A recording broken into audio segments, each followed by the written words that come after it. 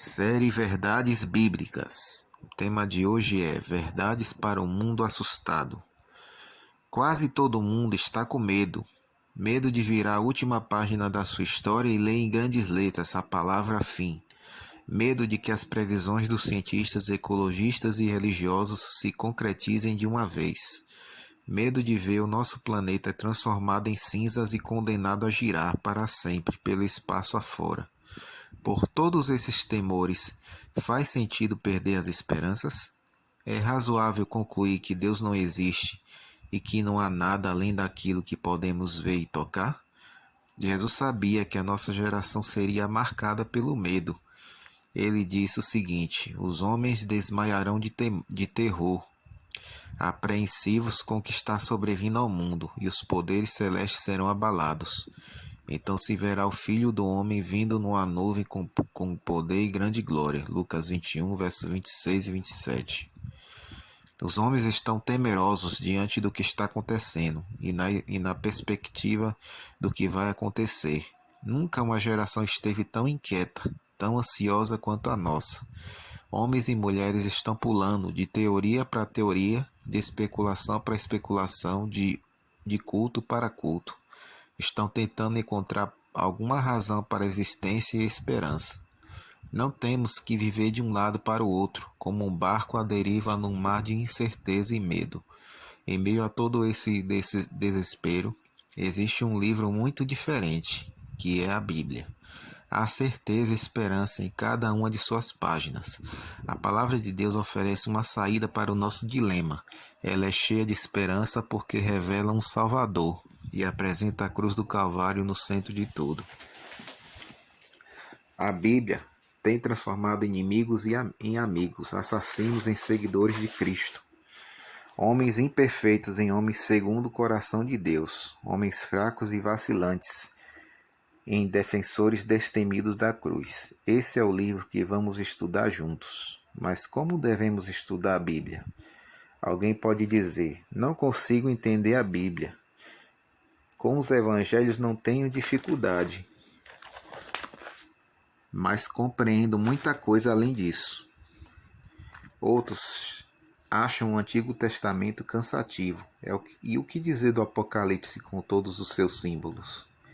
O que devemos fazer?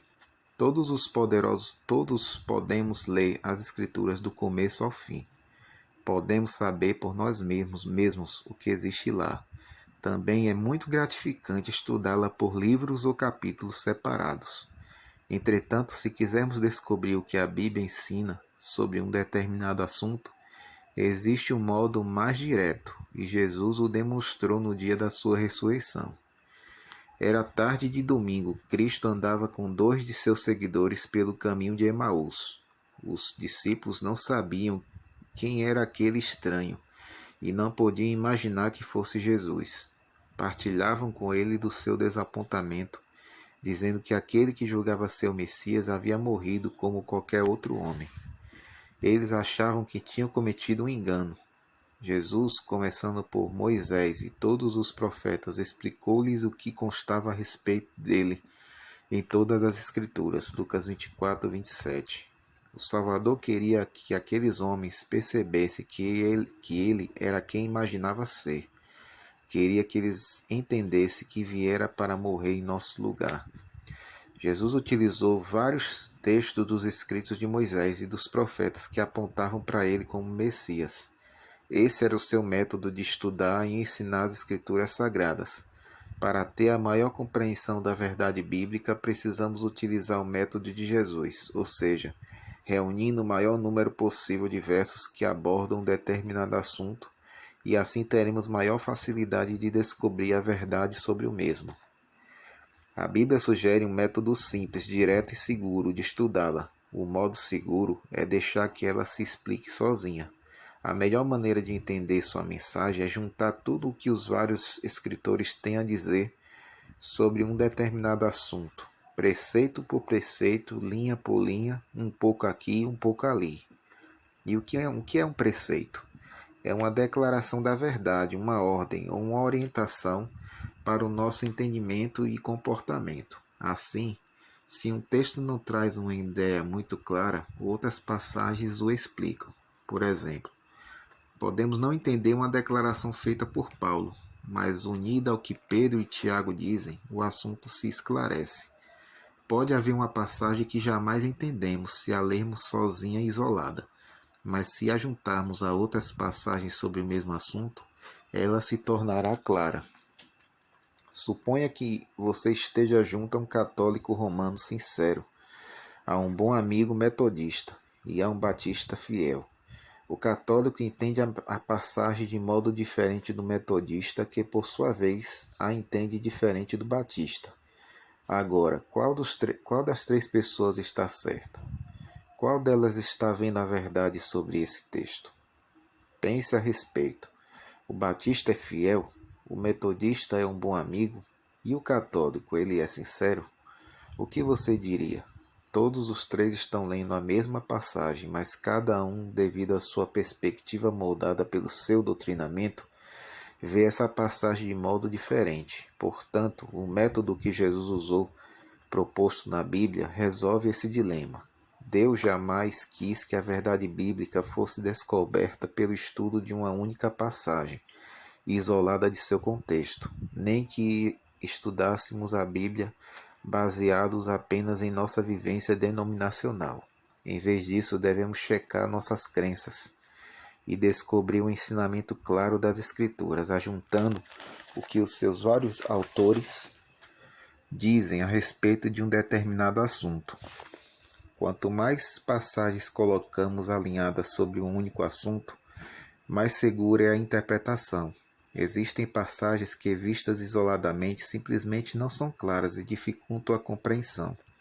Há pessoas que argumentam e especulam a respeito delas, tentando fazer com que os textos digam o que eles querem que digam. Assim é fácil errar, mas se usarmos o método que Jesus usou, estaremos seguros. Alguns, por muito tempo, têm tentado entender a Bíblia por si mesmos, entretanto, não sabem como proceder. Você sente que precisa de ajuda de um professor? E um professor em quem possa confiar? Quem seria imparcial? Existem tantas igrejas, tantas crenças, tantas vozes, todas afirmando estarem certas, mas com tantas diferenças, tantas contradições. Então você se retrai e pensa: se eu estudar a Bíblia com um de meus amigos católicos, provavelmente me tornarei católico. Mas se aprender com um amigo presbiteriano, as evidências apresentadas provavelmente me parecerão igualmente convincentes. E se meu professor for testemunha de Jeová? E se meu professor for um testemunho de Jeová ou um mórmon? Eles também são convincentes. Sou uma vítima da dúvida. Qual é o orientador que devo escolher? Posso ser mal conduzido apesar da minha sinceridade em querer achar a verdade? É simples entender como você se sente. Mas há uma promessa de Jesus que traz tranquilidade a todos que se sentem assim. Ele disse o seguinte: se alguém decidir fazer a vontade de Deus, descobrirá se o meu ensino vem de Deus ou se falo por mim mesmo. João 7, verso 17. Aí está uma linda promessa. Se quiser saber a vontade do Pai e estiver disposto a cumprir essa vontade, você não será enganado. Reconhecerá a verdade e perceberá o erro. Isso não lhe traz confiança? Você pode testar tudo o que ouvir, tudo o que vir e tudo o que ler através desse método. E se fizer isso, não terá como errar. Existem muitas coisas emocionantes pela frente, e isso não é nenhum exagero, porque a verdade para o final dos tempos é realmente empolgante, pelo que não deixarei de exortar-vos sempre acerca dessas coisas, ainda que bem as saibais e estejais confirmados na presente verdade. Isso está em 2 Pedro 1, verso 12. Pedro diz na verdade presente, porque a verdade é para agora. É a verdade que precisamos conhecer se quisermos estar preparados para o que vem adiante e para os nossos dias. Dias dos mais importantes em toda a história, quando o tempo está se esgotando e o destino de cada homem, mulher e criança está sendo decidido. Jesus está voltando. Existe uma verdade especial para a mais significativa de todas as horas. Deus não se esqueceu de nós e tem uma mensagem importante. Ela está na Bíblia, em Apocalipse 14, versículos 6 a 12.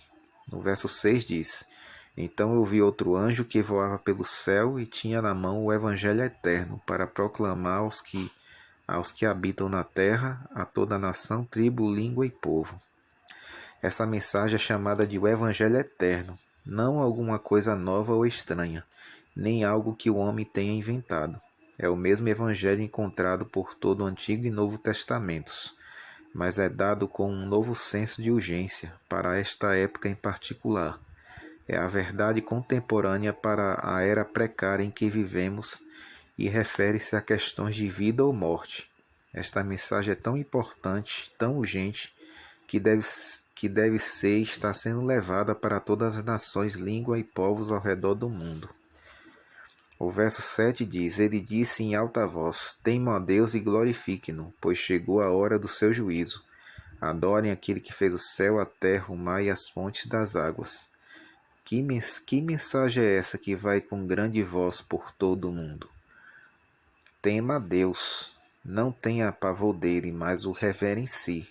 Honre, adore, coloque a Deus em primeiro lugar e então dê glória a Ele. Não a nós mesmos, às nossas realizações, à tecnologia. E por que essa mensagem é tão urgente? Por que resta pouco tempo? Porque resta pouco tempo. Chegou a hora do julgamento de Deus. Neste final dos tempos, Deus nos pede para adorar o Criador, aquele que fez o céu e a terra. Esta geração está fazendo isso? Os estudantes nos grandes centros de aprendizagem estão sendo ensinados a adorar Deus como Criador? Não. Eles aprendem a reverenciar as longas teses do acaso e das transformações. Quando deu as revelações do Apocalipse ao apóstolo João, o Criador já sabia o que seria necessário hoje. Essa é a nossa primeira parte da nossa reflexão. Que Deus abençoe a todos.